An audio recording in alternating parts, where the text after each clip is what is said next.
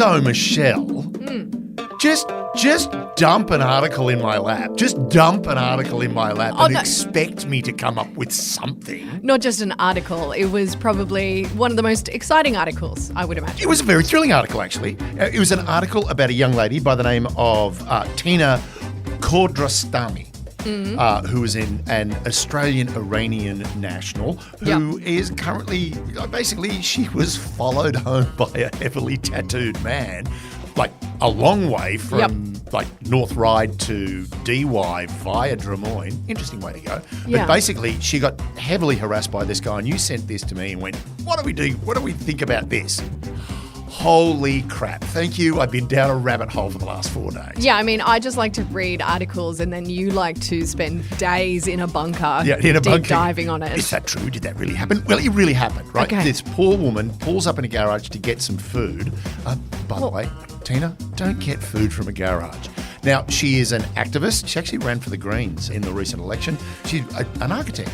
Young woman gets followed around this service station by this guy who then tries to get in her car with her and then tails her all the way to the Harbour Bridge before she then got rid of it, right?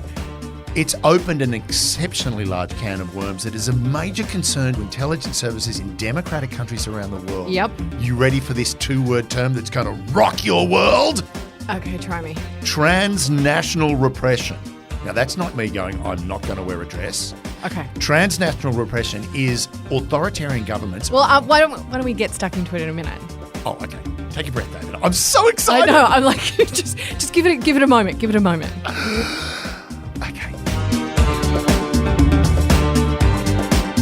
You're listening to I Spy, the bootload of guns of Australian intelligence. Oh, I thought you asked for a boat full of goons. No, I wanted a bootload of guns. A boatload of guns. Oh, okay. Hey, have some goon. Okay. Look out, there's a goon over there who wants to hit you. I get a gun. I'm in a boot. Or am I in a boat? You're in a boat. I'm sinking. Hello and welcome to I Spied. My name's Michelle Stevenson. I'm here with David Callan. And look, I did kind of start David off on an exciting little trip down whatever rabbit hole. I have been around the world. I know, you've been around the world. And not only that, well, metaphorically around the world, because we all know that you haven't left your little bunker of sadness. It's very much like it was when I used to work for ASIO. It's like people said, did you travel the world when you worked for ASIO? No, because the world came to me. Now, I did manage to get him to take a breath, which is really, really hard at this point in time. So it all started with Australia foiling an Iranian surveillance plot and how we vowed to bring foreign interference into the light. Yeah, now that was a different plot that ASIO foiled. The one, Tina Kordrastami, that was a different one. Right. That's been a more recent one. The one that was foiled was last year. It was Masha Gina Amini. Yep. She's an Iranian national. She's only 22 years old. She was being surveilled by the Iranian government. Yep. The family were being researched. So they're being doxed, all this sort of stuff going on. ASIO got word of it, shut it down. I also like how this story, when I found this story, it was on the Daily Mail. So if something's made the Daily Mail, you know it's really something that everyday people are really concerned about. Yeah. Well, to be perfectly honest, whenever I see it's in the Daily Mail, I then have to do. And this was the problem. I vetted it. And as soon as I vetted it, it suddenly, all of these cases started popping up around the world. Yep. Now, transnational repression is essentially an authoritarian government reaching beyond its borders to harass dissidents and activists that are critical of their government. Right, and I would imagine that would happen quite a bit. Well, the thing is, it's not an old thing. No. Like one of the most famous ones of history would be Stalin killing Trotsky with an ice pick in Mexico City. Yes, that's what we call international Cluedo. And also, I think the irony of killing someone in Mexico City, a very hot place, with an ice pick, a very cold tool, is something to be looked at. But very basic instinct vibes. Sharon Stone did it. 100%. While Michael Douglas sat there going, just cross your legs, lady. Yeah. Now, the whole thing is this has begun to boil up badly. All right. In fact, the FBI in the United States believe we're at an inflection point for this. one thing that's going on is we've got a lot more. We do have a lot more authoritarian governments. But the thing is, the countries involved in this, some of them would be the usual suspects of the people you expect. So Russia, China, Iran, of course, Saudi Arabia, Egypt, Ethiopia, Turkey, Rwanda. This is a big story. Okay. Cambodia, Uzbekistan, Belarus, Thailand, Vietnam. It's like, holy crap, people, stop interfering with people overseas or outside your country. But they're doing it a lot. Now, of course, every government goes, no, don't be silly, we're not doing that. We're good people. Now, In an English accent. they all, yes. That's the language of diplomacy. Yes. English. Hello. How are you? Right. So what is it? Right, so it's assassination, that which is occurring quite a lot. I mean, the most famous one that we're looking at the moment, the most famous case of transnational repression was Khashoggi. Yes. Right, the assassination of Jamal Khashoggi. Right, so it's assassination, abduction and rendition.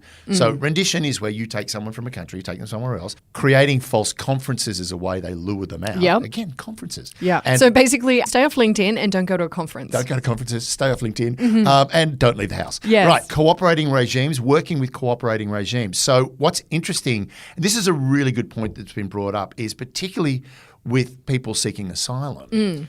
A lot of the time the place you want to go won't give you asylum. Australia? Did I say that out loud?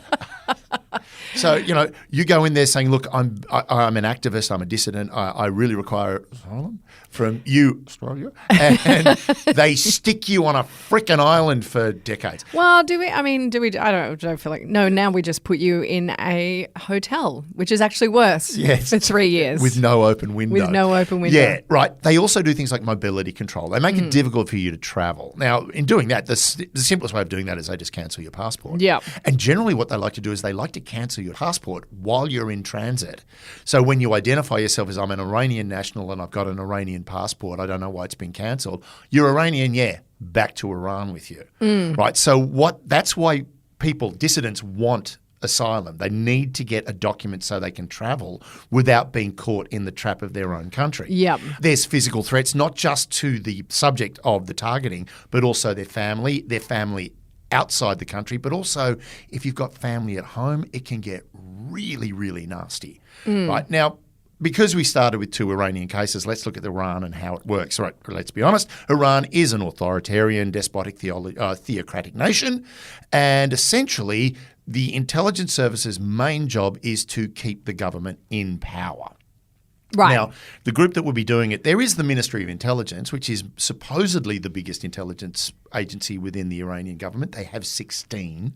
The other one is the Iranian Republican Guard Corps. Now, that is kind of like the hardcore military side of the theocracy, but also they have an organization within it called Quds. Quds. Yep. Now, Quds is essentially their version. It's kind of an analog of the CIA and JSOC, Joint Special Operations Command in the United States. They do all of the external stuff, right? So it's likely that it's Quds that are using this transnational repression to quell any dissent in their country. Well, because Iran's going through another kind of, they've got the morality police coming back in. They're having like real issues controlling the population. And what's interesting with Iran is like a lot of people fled Iran. A lot of people. Yes. We're talking in the 80s, probably late 70s. A lot of people fled Iran and went to America, came to Australia. But what's interesting now is you've got the younger generations who don't agree with the kind of authoritarian regime, but they're not fleeing the country as much. Well, here's the thing about Iran. Iran at one point, most of its population was under the age of 25. After the Iran-Iraq war, they had for want of a better thing, they had a real big baby boom.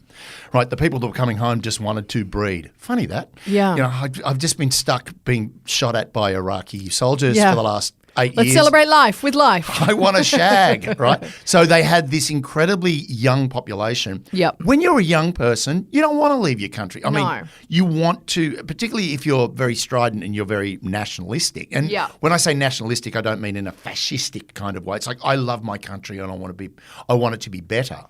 Interestingly enough, with the whole thing, with the hijabs, how the women have been taking their hijabs off and the morality police have kind of pulled back from that, they've now got a new tactic. The number one online marketing company in Iran. I can't remember the name of it. I'll just look it up. It's an e-com company. And essentially what happened was they published some pictures online of people working in their company. And some of the women in it weren't wearing hijabs in the pictures. They weren't wearing hijabs in the, those typical corporate shots of a boardroom and everyone sitting there looking at someone doing a PowerPoint presentation. Some of the women in that room were not wearing hijabs. They shut the company down. It's essentially Amazon for Iran because it's so Iran, crazy. Right? So they shut it down. Now, it's still working online, but their headquarters building has been shuttered, right? So this is the way they're doing it now. Instead of going, we're going to go individuals, we're just going to make it inconvenient for everybody if you don't wear an hijab. So this is the thing that you've got to deal with Iran. Iran is one of these countries that is exceedingly far-reaching with its repression. Now, interestingly enough, between 2014, this is like, by the way, the word transnational repression, the phrase was coined by a sociologist in 2016, a woman by the name of Dana Moss, because she was basically saying we've got to come up with a term to express this export of authoritarianism. Yeah, which would have been going on for years and years and years and years. Yeah, but not to the extent that it is now. Right, so between 2014 and 2020... I wonder why that is. Because we've got more authoritarian regimes and they've got more tools to work with. Right. Just to give you a stat, between 2014 and 2021, 735 incidents of governments physically targeting dissidents abroad. So that's assassination, assault, deportation, rendition. That's just the physical attacks, all right? 735 in 7 years. That's a lot of incidences of people being attacked by governments. That is only the stuff that's been reported. And according to most people working in this field, they're saying that that's the tip of the iceberg. And now we've got, of course, with cyber, they're really upping their game because they're harassing you online. They're gathering your data. They're falsifying data. They're interfering with you. They're phishing. But what's in it for them? They get to control the narrative in their country. Right. They get to stop. But if someone leaves and they're just living their own life, why do you need to? All right. Here's a great example. Belarus. Right. In 2021, Belarus, that tiny little country that is basically Russia, sitting there. No, don't say that about Belarus. Belarus is currently playing both angles. They're sort of like going, "Hey, Poland, you're cool." They also missed out on an invitation to the Olympics in Queensland because they are Russia's friend. Yeah, I know. And they're also going, "Hey, Russia, we're cool, aren't we?" They're trying to play it both ways. But the interesting thing is, in 2021. Right, and this was post the 2020 election where there were a lot of demonstrations in Belarus anti the result of the election. What happened was Belarus became the worst offender. In 2021, 31% of all transnational repression acts was attributed to Belarus. Now, what they used to do was they just kick them out.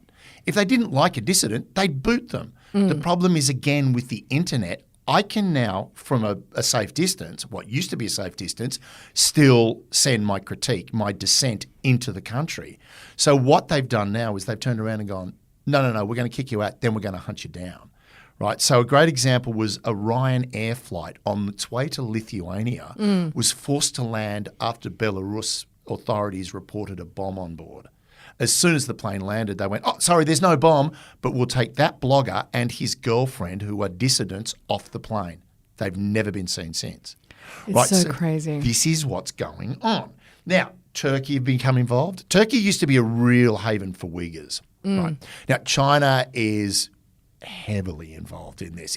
There's a lot of cases that the Chinese have been accused of. Of course, like any government, oh, no, it wasn't us. Of course, the Chinese speak like that. They've basically, everyone's denying it. But a really interesting example was, let me find, and this also comes down to what the tools they use. Have you heard of a red notice from Interpol? No. Right. Yes. Right. So there's a movie called Red Notice. Red Notice. Right. Yeah. So Australian government with Helen Mirren, I believe. Probably. And Bruce Willis. No, that's Red. Isn't that's that? Retired, extremely dangerous. Oh, okay, right. That's they're all ex-killers for intelligence services. Yeah. By the way, both Red movies, fantastic. That's what I thought. They're really, really they good. They are lots of fun. Yeah. Particularly watching Bruce Willis trying to be a gentle killer, trying to grow an avocado. Anyway. No, right? there is a movie, Red Notice. Called Red Notice. There is a it actually Not Helen. it has Ryan Reynolds, Dwayne Johnson, and Gal Gadot. Oh, okay. Right. And it's really, really good. I've seen it. My son loves it as well, and they're doing a second version. Anyway, Red Notice. Right. So a red notice is basically a government will turn around to Interpol and say, hey, David Callan's been really naughty and we want you to arrest him when he appears on somebody's border. Right. Yep. So it's a great way of picking someone up at a border or at any international transfer point.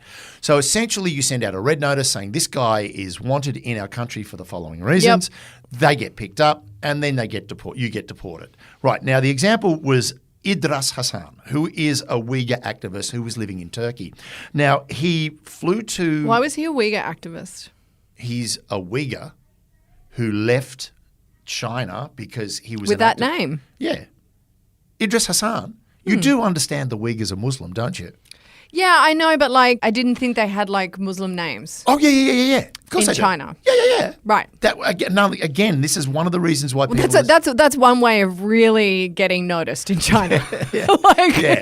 When your name's Muhammad, you've got a problem. Yeah, you really do. Yeah, what's your name? Mo Cheng? Right. Yeah. So he travelled to Morocco. He landed at Casablanca. There was a red notice. He was arrested. Right. Now, Interpol took one look at the red notice and went, hang on, this is bullshit. No. Yeah, because what was the red notice? The red notice was for terrorism. He was wanted in China for terrorism. Yeah. So what happened was he was arrested in Casablanca, put in prison, detained in prison. It went to court. Interpol turned around and went, this red notice is false. We do not agree with it. We do not support it. We're cancelling it. There's no crime to be answered. But China turned around to Morocco and went, we really would like him back anyway. He's still in prison. What? He's still being held. How long? I'm not sure. It's I don't have a date on this one, but it's probably 18 months to 2 years. He's being held in Morocco, in Casablanca. Now the thing is, they're waiting for the president to sign the deportation notice. The problem is the UN have taken the entire government to court, the Moroccan government to court, saying you are in breach of your duties under the Human Rights Act and also the Asylum Seekers and Refugees Act. Right? But why do they need to kowtow to China anyway, Morocco? Well, I don't know. Maybe they feel like they want an airport built. Maybe it's part of the Belt and Road Initiative. See, this is the thing. China holds sway. That soft policy. Well, actually, what they call it now coming out of China is brute diplomacy. Yeah. We've got soft diplomacy. Theirs is brute diplomacy. You toe the line or we shut you down. Yeah. Right? Now, this is... but under the guise of soft. Under the guise of soft. The problem was he was in Turkey. Turkey basically went, okay, no worries, see ya. They'd kind of washed their hands of it. Turkey have now sort of, and it's also Erdogan is becoming quite authoritarian. I mean, the last election and the last attempted coup are examples of this. The whole thing is where Turkey used to be a real haven for these people, now it's not. And because Turkey are now projecting to get Kurdish dissidents overseas, they're also cooperating with other authoritarian regimes going, that guy you've got living there, can we have him back, please? We'd really like you to send him home because we don't like him. Now, the reason this is a big thing for Idris Hassan is and this is the reason the UN pulled it up, is you are not allowed to send someone back. What's it called? There's a word for it. It's like repose. No, it's not. Anyway, there is a word for it that I can't remember. You're not allowed to send someone back to a country if they're likely to be tortured or put to death. Yeah. And the thing is, if this guy goes back, we'll never hear from him again. Highly likely he will be tortured. Yeah. So there's that. Now, the other thing that's really important to remember about this one, and this comes to Rwanda. Yep. Right, the Kagame regime, not a pleasant person. I know, but you don't hear a lot about them. Well, we don't hear a lot about Africa at all. No. It's only probably the most growing I know, but continent. it's almost like we don't care about Africa. Well, I think we got over Africa because we had so much chat about Africa in the 80s. Exactly. Right. Toto has a lot to answer for that song. How dare you make me think of Africa, Toto? It was literally Toto's fault. And the rains. Come on. Yes. Get it together. Now, the whole I love thing that is... song, by the way. I think that's a great song. Beautiful song. Yeah. So, right, this is the story of Paul Rusesabagina. Begina. You would have heard this name, Rusesabagina. Rusesabagina? Rusesabagina. I have heard that name. Yes, and how have you heard it? Just now when you said it. Hotel Rwanda. No, I have heard it. Right, Yeah. Paul Rusesabagina. Gee, I've really practiced that and I got it right. Yeah, right. yeah. I'm glad. Normally you don't. Yeah, Paulie, right? Yeah. Paulie was the guy who Don Cheadle played in Hotel Rwanda. And it was such a good movie. Great movie, I think. Did Cheadle get the Academy Award for that? I don't think he might have been nominated. I think he was nominated. You know what? Paul Rusesabagina, nominated for an Oscar, at least his character was. Yeah. So, right, he is a Belgian citizen who is a resident of the United States. Again, he's a Belgian citizen, so he cannot have his passport taken from him. Right.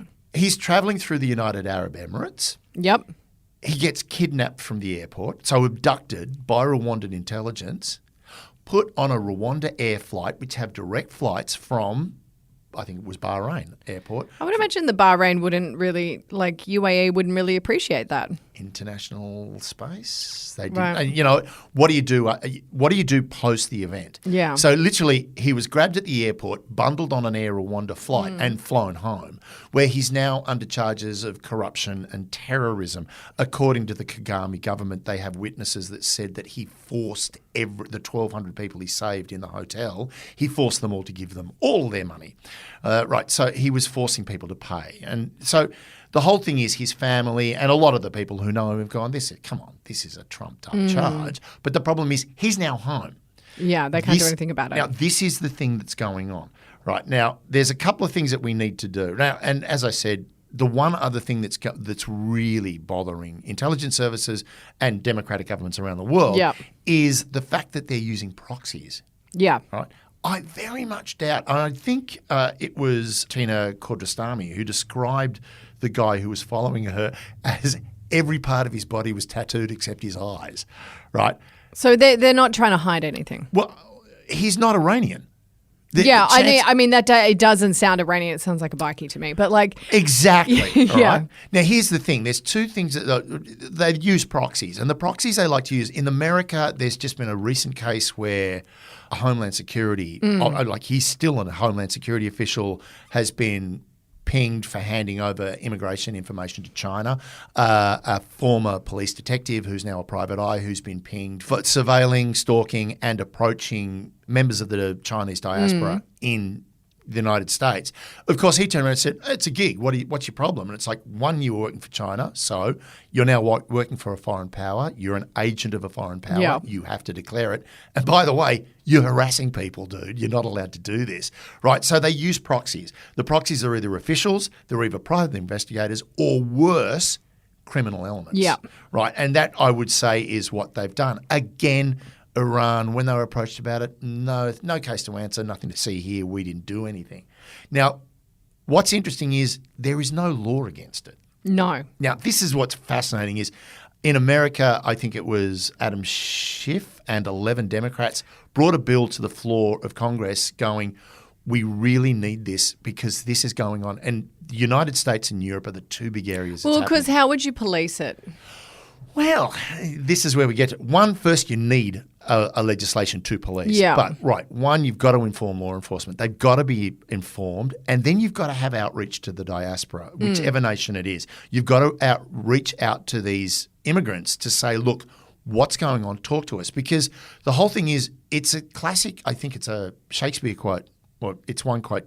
It's good to kill. No, it's not a Shakespeare quote, but it is a quote. It's, Shakespeare didn't write it. Shakespeare didn't write it, but if he thought of it, he would have. Yes. Right. It's always good to kill off a general from time to time because it keeps the others in line. That does not sound Shakespearean. It doesn't, but No. it's that idea that if you put the fear of God into one person, it puts it into everybody. Kind of what Putin does. Yeah, and look, Russia is really big at this. They're very love Shakespearean. it. They're very Shakespearean, even when it's not a Shakespearean quote. Yeah. They like to think it is. Yeah. Now, the whole thing is you've got to reach out to the diaspora and do it. Now, during the first Gulf War, when Saddam Hussein leapt to his feet and went, this is the mother of all battles, I call on Iraqis and Muslims around the world to join the fatwa. No, it wasn't a fatwa. It wasn't a fatwa. The mother of all battles, there is a word for it. I can't remember it's not it now. fatwa. It's not fatwa. That's just, let's just treat him like shit.